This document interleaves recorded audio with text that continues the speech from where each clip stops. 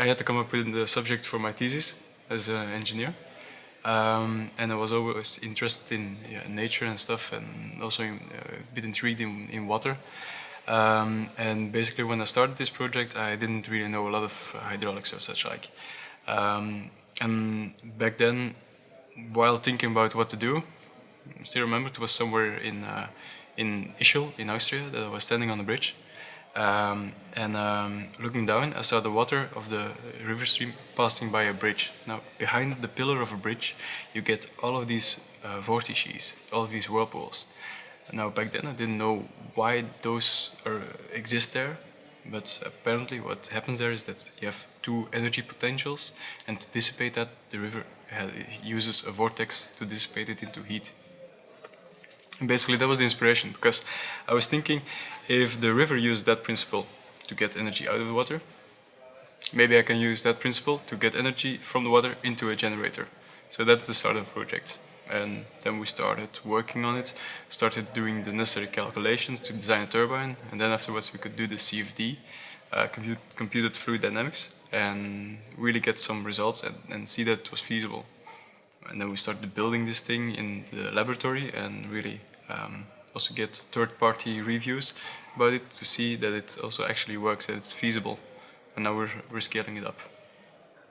There were a few moments. I've had 2 times that they offered me a PhD, and that I could do it under the wings of the university and such like. But I knew some of the professors that I was also talking to about hydropower. They were really academic people, and in academics they really work out the whole theory before they even start building this. And this professor had been building for 13 years on formulas for a hydropower technology, and he never built anything of it, so he never validated it. Sorry. So he never validated that technology. And well, this showed me a bit like in academia they don't make fast progress, and as a startup I really can go fast. I just I need money, of course, but with VCs you have to go fast because you have to go quickly to the market, and you design only those things that your market needs. You don't over-engineer it, you don't add features, you just do the thing that needs to be done. And it's really better for focusing, but it's also just more interesting.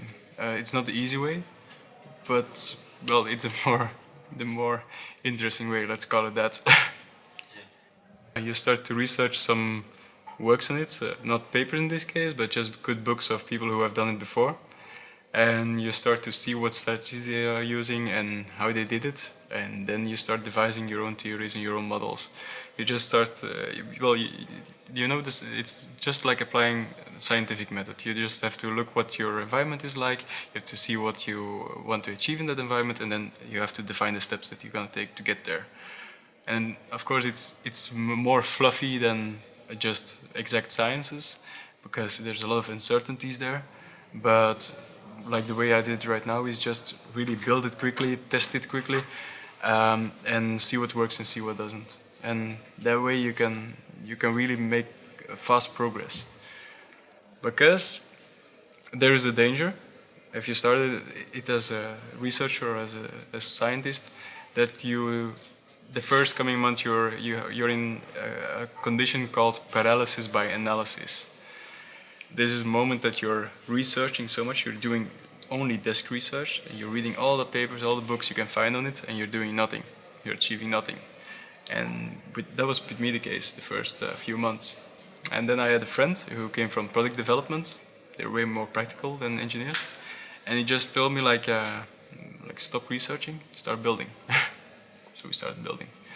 And then you can validate theories, you can see what works, you can actually really refine the model, and you get like a Fingerspitzengefühl with your technology. And that's something you can't get from the formulas alone. So that's really helpful. Basically, the whole principles of called new product development. Like this is a process, like with design thinking, that you are going to design a new product. And as an engineer, you know how to design a product that works, but you don't know how to design it. Like in my case, it was I didn't know how to design it that you could also build it, manufacture it. For that, you need a practical knowledge.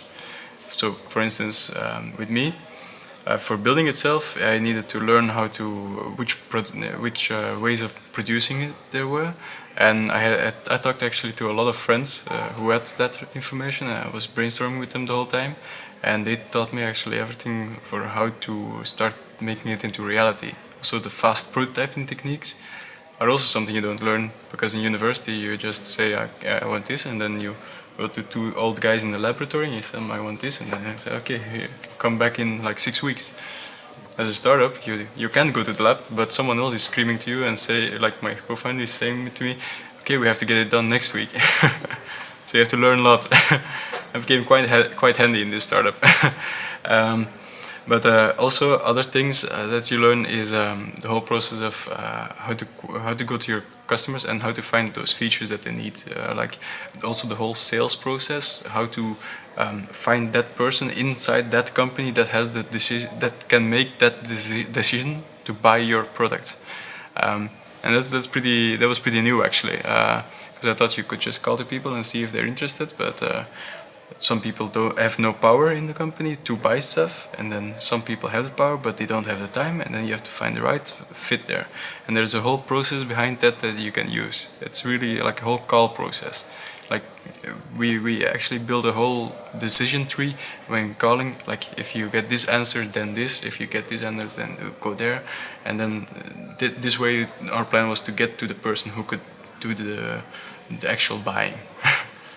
The first thing actually for the first question, for self-promotion and such like giving a presentation is quite interesting. I already got a lot of courses doing engineering in my school. They want us to prepare us also for management, but actually I just found some books, make it stick or something, like those kind of books, and I just look at the theories there and applied them to my presentation, like tell a story and everything, and look at how I could find some solutions there, and just saw it as a presentation, like here also in Hello Tomorrow. It's a bit of theater, right?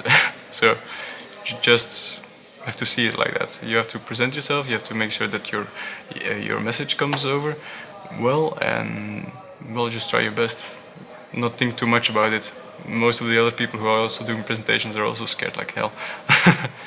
I saw that in the back, in the back on the stage. Everyone is nervous. But basically, also to keep on calling and such like. Most of the time, well, when I go to receptions and or places where I can talk to these people, I present them the technology, and basically it's about being stubborn, but also having a bit of luck and also having a bit of fun, finding the right people and see how you can make it work together. So, and also of course, if you build a team around yourself, like I built, I went together with my co-founder, and he's a complete different. He has a completely different skill set than me. He's more into finance and economy, and he's really good at this networking thing. Sometimes it's hard because sometimes you feel like stopping, but basically you cannot really give up at the first little bump in the road. Let's call it that, because then you won't achieve anything. Like we've already had several bumps in the road in our startup, and it's a bumpy road. You have to keep going. So, what was our darkest moment or the deepest bump? Running out of personal money, for instance, that you can't provide for yourself anymore. That's pretty annoying because you see your bank account diminishing. But then we got a funding round in order, and then we got our funding through, and then it's all okay again. So that was a difficult moment because it's really annoying personally. Other low points were also like that someone, like another guy from another company in doing CFD was coming to us and telling like your prototype is like not 60% efficient, like KU Leuven, the university made mistakes, it's only 10%. And then you're like, oh, what? And you're standing there without an answer because you have to do you have to recalculate them. And then afterwards you do the recalculation and you see that he just took like, now he's getting technical, but that he took way too much height difference because he took everything under the lab table as well, next to the artificial river. and actually he was probably just making us worried so he could take us in as customers. So yeah, you get sometimes these kind of assholes. Thing is, what I can advise everyone who is starting something like a startup is just to find as quickly as possible an incubator to go into. You have multiple ones that are free. For instance, we are in an incubator called Started from KBC, and that's just a place with all other people, all other startups who all are doing something, either app, website, immobilia, drones, technology. You get everything there. And all of them are having difficulties. So sometimes you just sit together with them and you tell them, no, listen to what I went through this week, and then they just go like, there's nothing, man, this. So that's really also a supporting movement, and then you can see like, okay, no one's having an easy time, and if it's too easy, maybe you're doing something wrong, because then you're not really innovating.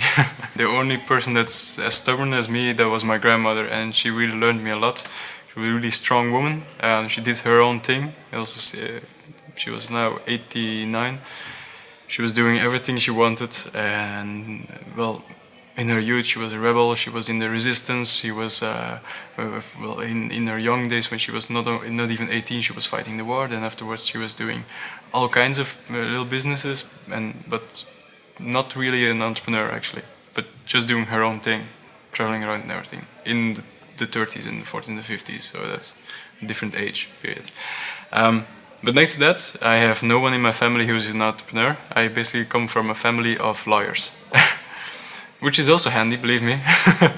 All your contracts and everything, I have some help there. But no entrepreneurs at all. No.